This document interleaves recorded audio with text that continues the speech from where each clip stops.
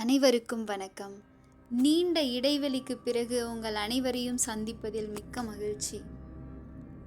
இந்த முறை நம்ம பார்க்க போகிற கதை என்னன்னு பார்த்தீங்கன்னா, மூடப்பட்ட கதவு பகுதி 1.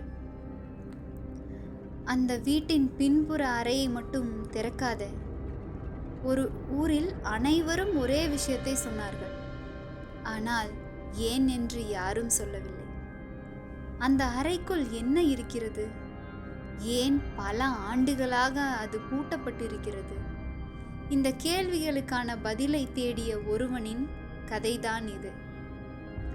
ஒரு ஊரின் எல்லை பகுதியில் ஒரு பழைய வீடு இருந்தது. பல ஆண்டுகளாக யாரும் அந்த வீட்டில் வசிக்கவில்லை. ஜன்னல்கள் உடைந்திருந்தன, சுவர்கள் பழுதடைந்திருந்தன.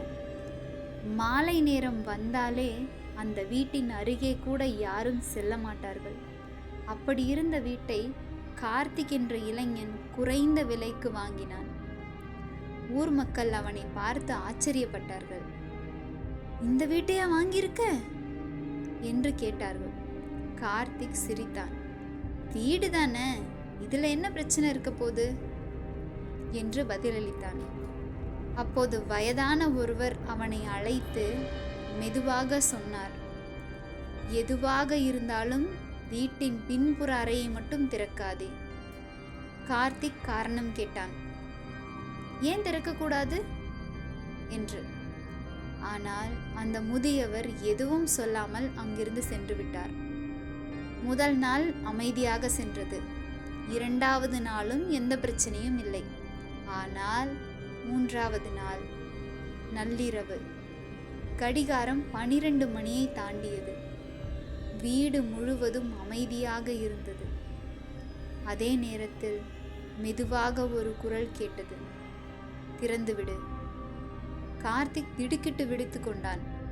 சுற்றிலும் யாரும் இல்லை. அவன் இது கனவாக இருக்கும் என்று நினைத்தான். ஆனால் சில வினாடிகள் கழித்து மீண்டும் அதே குரல். இந்த முறை கொஞ்சம் தெளிவாகவே, திறந்துவிடு. அந்த குரல் வீட்டின் பின்புறத்திலிருந்து வந்தது. கார்த்திக்கின் இதயம் வேகமாக துடிக்க ஆரம்பித்தது. அவன் மெதுவாக அந்த பூட்டப்பட்ட அறையை நோக்கி நடந்தான்.